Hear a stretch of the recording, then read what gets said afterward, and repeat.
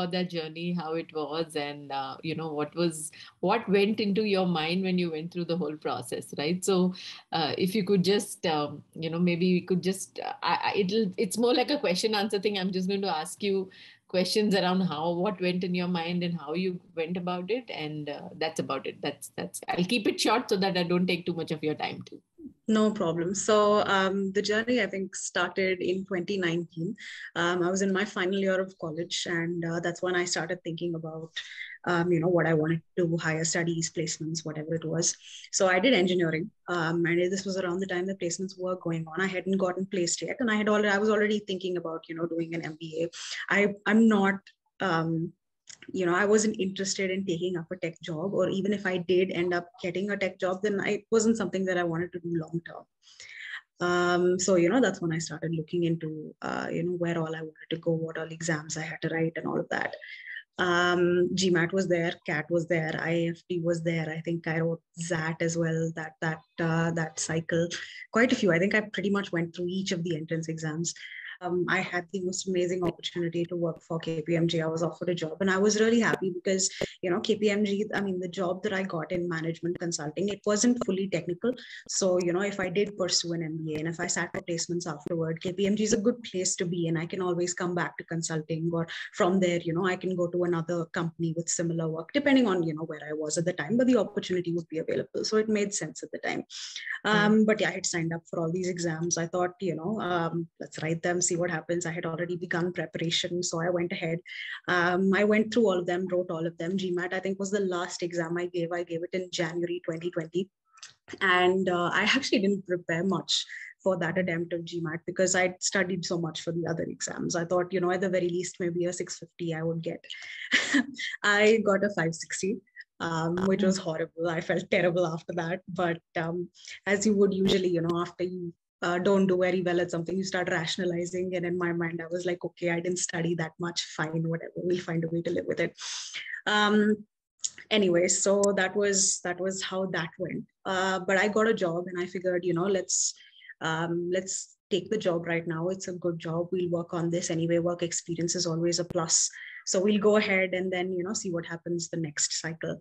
And that's what I did. I think in that year, in 2020, that was when I decided that, ISB was what I wanted to target, because top B school in the country, I'd be an idiot not to. And I had a list, ISB, SPJ, and I'd anyway maybe go around writing CAT again, XAT again. I did decently, but this time, I think with the experience, I'd be able to prepare better. I had like a plan.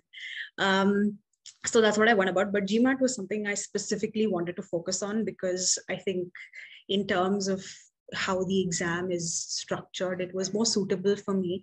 I'm not like one human calculator. So quant was something that was always very daunting.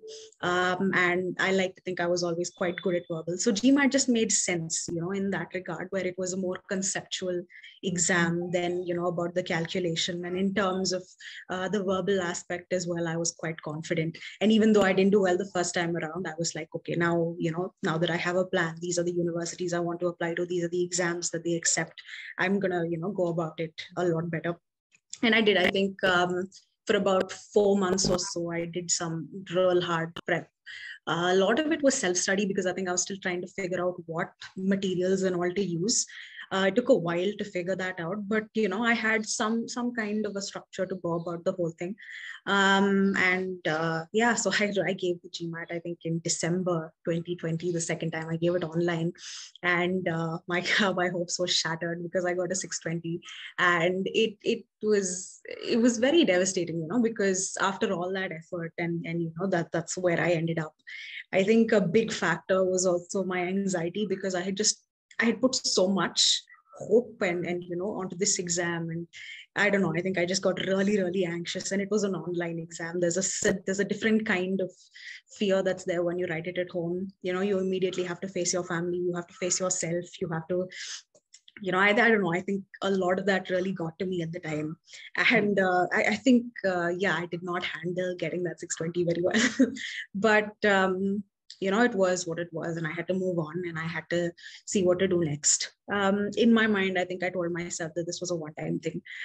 So I gave the exam again like 20 days later, and I got a 640. I handled it a lot better, but I was still quite disappointed because this was not the score that was going to get me anywhere. I mean, realistically speaking, even if my application was stellar, I needed more. I wanted to have a better opportunity. I wanted to have the best possible chance of getting into a top B school. And that meant I had to improve my score.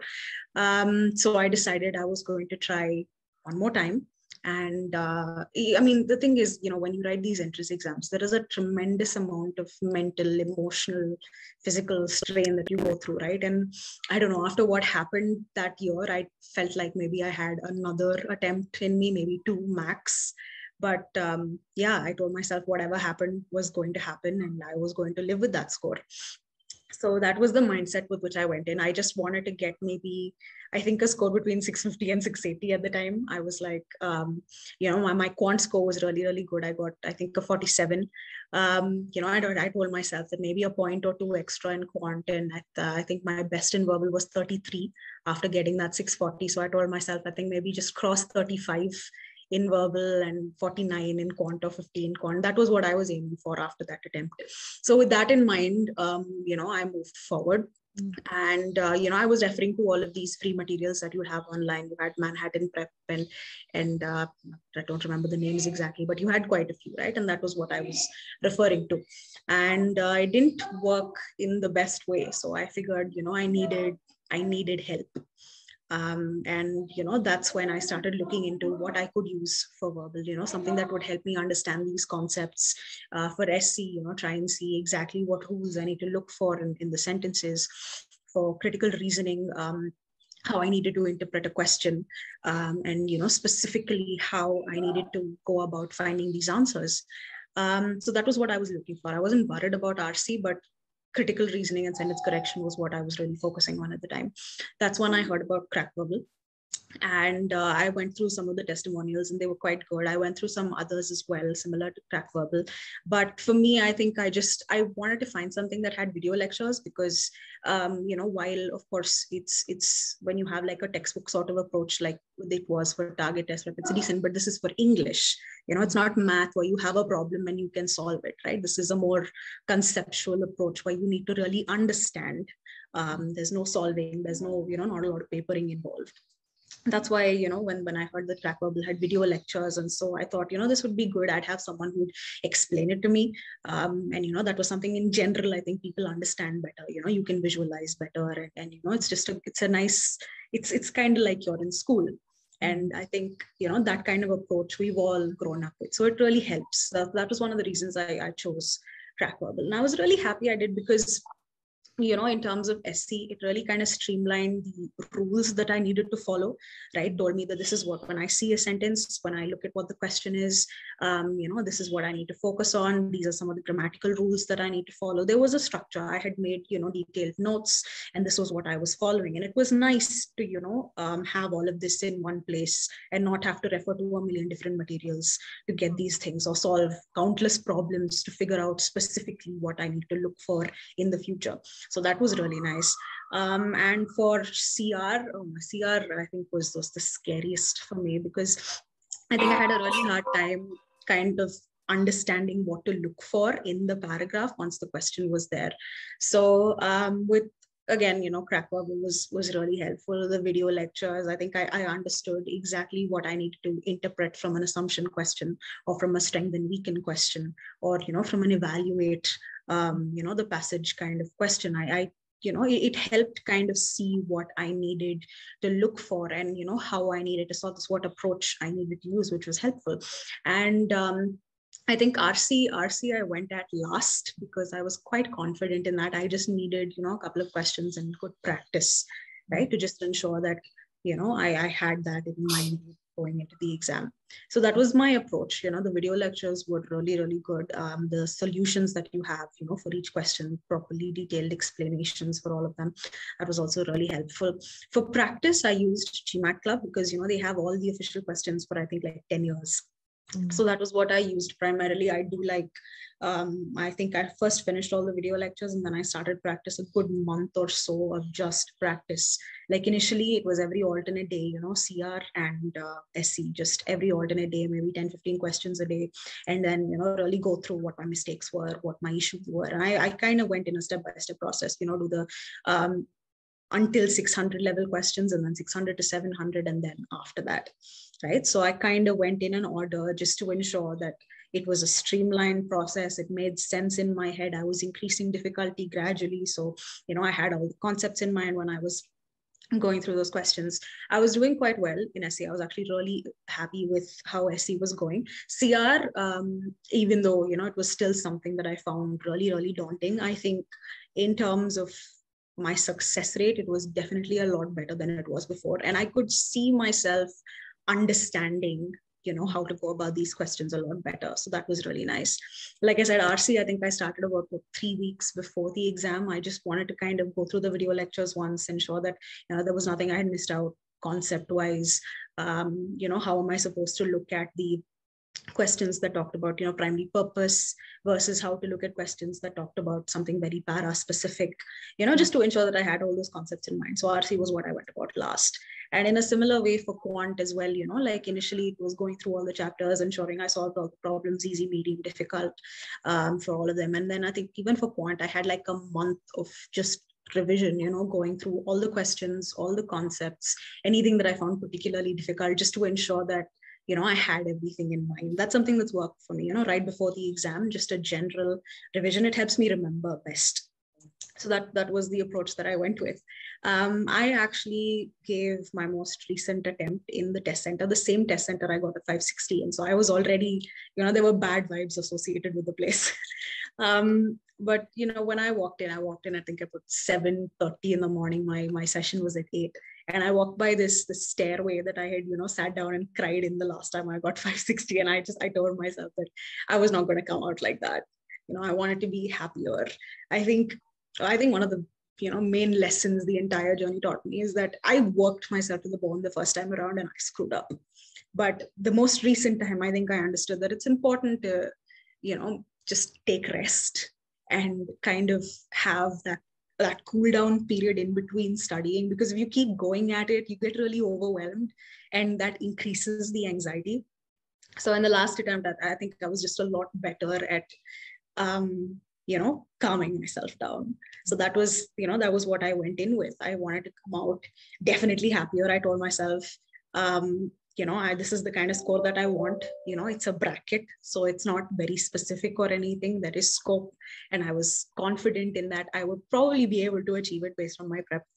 So anyway, I went in, I gave the exam. I did quant, verbal, logical, and then AWA, which was this was the order that I would always follow. Quant I was most confident in, so I figured get that out of the way first. Verbal was what I was most scared of. So if you do confident and then something you're scared of, at least you'll be calmer, and something you just mentally you will be better. It didn't particularly work out that way, but I gave quant, and I don't know, I think I was confident in most of my questions, but then I was worried about how I had gone on some. In my mind, it didn't register that as the questions get more difficult, you are going to a higher level. It's a good thing. My mind didn't register that in that time. But anyway, I actually went into verbal quite nervous. And I think during the entirety of the verbal section, I kept thinking about how I did on quant, which was not very good. But after a point, I had to clamp that down and really be like, okay, focus, verbal, scary, whatever, we have to get through this. And there was a similar pattern in verbal, the questions were getting harder and harder. Again, it didn't register in my mind that that was a good thing. And I was like, oh shit, I don't know some of these answers. What am I going to do? I'm getting confused between these 3 options. And I think at that time, I just told myself, what, it doesn't matter what happens anymore. We're here. So let's just try and give the answer that we think best suits the question. That's kind of how I went through all of verbal. And then I came out and I was much better. Like just mentally, I was like, okay, the 2 most difficult sections are over. Now I can just focus on logical and an AWA, and that's it. And I was very calm for those 2 sections. Right. And then what happened to you when you saw that score on the screen? Oh my God. I think I was expecting, I was not, I think I was expecting a 660, 680 sort of like best case scenario. But then I actually forgot that you'd get your score on your screen. I thought, okay, we'll go out and then they'll give us a copy of our scores. I forgot that you'd immediately get it. And then just suddenly flashed, and for a second I was like, oh, is this my score? Did somebody make a mistake? Because I mean, 680, 750, there's like a 70-point gap. Right. So it was, oh my God, it was insane. I walked out of that hall. I think my hands were shaking, my legs were shaking. I could not believe it. I thought I didn't do so well because it didn't register, the difficulty and all of that. So I thought I screwed up something. But I thought I'd get like a decent score, but this was just way, way off of what happened. And I walked out of the exam hall numb. I think I didn't know what to feel. Somewhere in my mind, I was like, what is this? Am I dreaming? But yeah, that was the story. It's insane. I didn't know what to feel for a really long time after. I was happy, but it took me a while to process. I almost felt like you relived that entire. Oh God, it feels like that too. It feels like that too. So yeah, I'm so happy. So couple of questions around what you mentioned. When did you, since you'd already taken GMAT thrice before, when did you feel you were ready? Right, like you were, because there's always, every time you took, you might have felt that okay, now I'm ready, right? So when did you feel you were ready to now take a test and ready to face it? Frankly, I don't think there was ever a moment that I thought I was ready. Because it's the exam itself, the way it's built up, not just like how it is online or how it is in a community, but how you've built it up in your head, to be this pinnacle of, exam giving. There's no point where I thought I was ready. In my mind, I finished all my studying. There was nothing more I could do. And that was the point. I was like, okay, I need to give this exam now. At the very least, I'll know if all of this has worked out, if there's anything more I needed to do. So that was just it. There was no place where I thought, okay, this is it. I'm going to go in, I'm going to get my score and I'm going to be happy. That was not it. I was just like, I finished my prep. I don't know what else to do. So let's give the exams, see what happens, and then we'll, move forward from there. Right. So apart from, obviously you said that there was a lot of difference in the way you consumed the content, when you went through the Crackverbal course. What were the couple of things that you did differently? Did you do practice differently, or, was there a change in terms of your consistency? Or was there, any difference around the way you looked at it this time? I think first and foremost, like I mentioned, it was about ensuring that mentally I was okay and in a good place.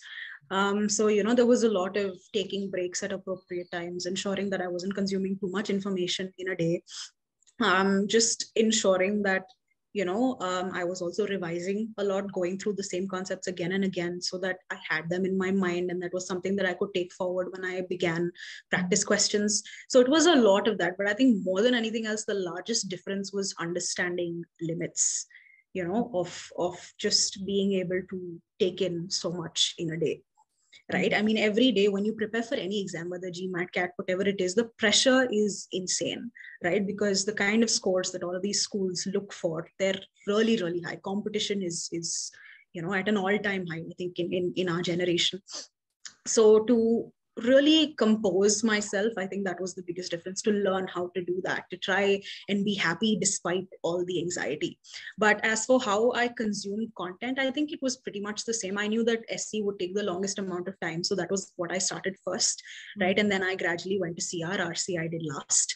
I went through all the videos, all the questions. If I had any doubts, I'd go back, refer, ensure that I had it in my mind.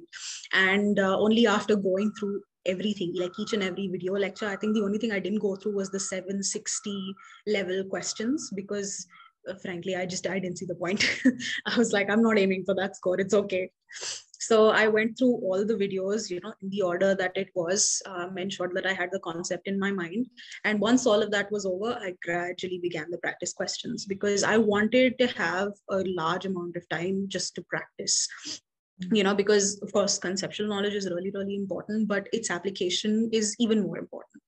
Right. So that was what I wanted to focus on. And I wanted to go slowly, like the 600 level, 600 to 700 level. And then further, I wanted to pretty much do every single question that there was so that I would have covered all of my bases. I didn't want to leave anything out, and that would take time.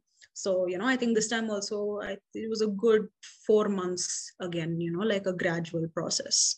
But yeah, I really like the way I took it this time as opposed to last time, even though it was scary, but I think I managed, the entire structure quite well. Right. And I think it takes a lot of determination to do it, all over again, and with all that focus and consistency that is required for something like this. One very interesting thing that you said in the beginning is you wanted to focus on GMAT as a test because you felt it was more analytical and it was not about just solving questions and things like that, right? Whereas you had taken a lot of tests, you had taken CAT and XAT and all these tests. Did you feel that your preparation initially when you started was more around that style of preparation, and what changed was to make it more analytical the last time? Did you feel there was a difference in the way you prepared also? Because CAT is a very different test versus GMAT is a very analytical test, right? So do you think that there was a difference in that approach too? Yeah, definitely. I think when I was studying for CAT and NMAT and all of that, I think my focus was a lot on just trying to become a human calculator, just to try and get those things like this, all your division, multiplication, whatever it was. But I don't know, that was never something I could do. I mean, I've never been calculation heavy. For me, it was about concept. But the problem is, for those exams, even if you do understand the concept and you have the know-how, if you take like a certain amount of time to calculate, you're screwed essentially, right? Yeah. Because unless you do it in like the snap of a finger, right, you're going to lose time. And there are so many questions, and they're all high level questions. For each of them, if there's this much of calculation and you're going to take time, it's just not going to happen. So it didn't make sense for me to go back and do the same thing and write the same exam and hope to get like a 90 percentile or a 99 percentile. It did not make sense. Right? That was not something I wanted. That was something I knew I couldn't achieve in this short period of time. So I had to be practical. I had to understand what I could do, what I was good at. Verbal was what I was really good at. The first time I wrote CAT, I got a 95 percentile in verbal. But I mean, verbal is just a small part of the exam, right? And a lot of it, even logical in CAT, very, very calculation heavy, and I just, that was not something that I knew I could achieve in just a few months. I needed time. And I didn't have that much, because in my mind, I was like 2 years of work experience, MBA, move on. So to be able to do that, also considering the universities that I had shortlisted, GMAT was a good option. Of course, the first time I didn't anticipate exactly how difficult GMAT would be. I think in my mind, I thought it would be similar to what I had initially done. So that was the mentality that I went with. But then I learned. And after that, for GMAT, once I started preparing, I realized that calculation is there definitely, but it's not, you don't have to do it at the snap of a finger, but it's not the, it's not the forefront of the question. That's not the only thing that you need to move forward, which was, I think, something that gave me a lot of confidence at the time. And for verbal, I thought I used to be good at verbal. GMAT proved me wrong. I got like a 28, I think, on verbal twice. So yeah, that was a hit to my confidence. But I think based on my performance in verbal, not just in these entrance exams, I think even so far in my life, I was confident that I'd be able to make it. Of course, there were some things that I needed to learn conceptually, I needed to understand, but I had a feeling I'd be able to get a decent enough score eventually. So yeah, definitely. I mean, the approaches are hugely different. The focus on calculation is very, very high, on some of those entrance exams. And they're very, they're very time sensitive as well. So for someone who does not calculate so quickly, it's difficult, especially when there's so many questions and they're all, like very, very heavy on calculation. So definitely, that way GMAT was, I think it was my answer. This was the exam that I knew was for me. The first time I took it, I was like, it's a breath of fresh air, where I don't have to sit and just write and calculate and just do so much of that. It felt nice. And I think even though I scored really badly and that really hurt, I knew that if there was, if there was one exam that I could potentially crack, it was this. I think, one thing about GMAT is it actually translates a lot to what you need in your career in management too. Right. So whether you're looking at critical reasoning, getting into any role, you've been in consulting, right? You understand the most important aspect is critical thinking, right? Being analytical about it. Or when you're looking at reading comprehension, again, the same, being very articulate about what you write. Sentence correction comes into play over there, right? So I think I agree with that aspect that the way it is structured is quite different than what other tests are, right? So if I have to ask you, top 3 things that you would advise people to do or not to do, whatever, you can pick your, especially people who are aspiring to take the test maybe in the next 1 year or a couple of months or whatever. What would be your advice for them in terms of GMAT? I think the first thing is to understand, the material that you're going to use. If you're someone who likes to do a lot of self-study, that's a wonderful thing. But you also need to see what you're referring to, what you're studying from. Official guides are really, really helpful, but that is something I'd advise from a more practice point of view, as opposed to a more, learning point of view. So that is one thing. The second thing is, like I said, narrowing down your material. If you're going to look for, all of these coachings, then figure it out, do your research, go on to GMAT Club or wherever it is, look at testimonials, look at what people have said, narrow down your list, and then try it out. You want to do a free trial, max it'll take is maybe, like $1, for a few days, but take a look at them and, really find what suits you and your learning methodology, right? So that's the first thing. That is, I think, the most important. Second, and this is something, based on my personal experience, is that you need to figure out how to hold your head during this period. It's incredibly stressful, and it just makes you really, really anxious. So I think it's important to understand how to manage that. Find something as a distraction right after you study, or watch something, play something. Just try and cool down. And that's really important, because if you keep piling on, you're going to burst and it's not going to work out. I have first-hand experience. It's terrible. So I think really trying to just be happy and be normal during that time is really, really important. You need to find what allows you to do that. And I think the third thing is that it's okay to be nervous. It's okay to be anxious, but I think it's also important to not let that get in the way of your performance. It's easy to say, but it's incredibly difficult. Like when the time comes, it's difficult to clamp down that pipe and say, I'm not going to be afraid. You will be afraid. That's just how it's going to be. But I think it's important to try and tame it. So, right before you go into the exam center, for me, I think one of the reasons online didn't work for me, but in center did, is because there is a process. Like when you go to an exam center, you have certain proceedings that you have to do. And that's very calming for me, because my mind is distracted. And, I'm always doing something. I'm spread thin. I'm not thinking solely about the exam. So, that kind of process helps me right before the exam, reduces my anxiety. So when I go in, I'm not like perfectly 100% okay, but I'm definitely better. So like if you have some kind of something to do right before the exam to just help, tame that anxiety in and get you into at least a decent amount of focus, which you will gradually get more into once you start the exam. That's really, really good. So 3 things. Amazing. Thank you so much, Meghana. I think it was extremely insightful, and I love the way you said the whole story, because I'm sure it'll be inspiring for many who even listen to this video. Thank you so much for your time. I will just need, some time from you to actually put a review on GMAT Club too. My team will send you a snippet of what you could pick up from this video itself. And if you could just put a review on GMAT Club, that will be awesome. Really, really help us spread the word. I'm so glad we could be part of your journey. All the best for your next steps.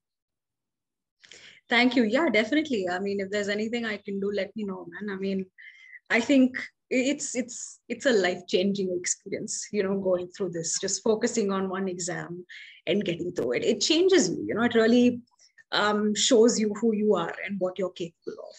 So even though, it may not be as grueling for some people, for those for whom it is, it'll help you.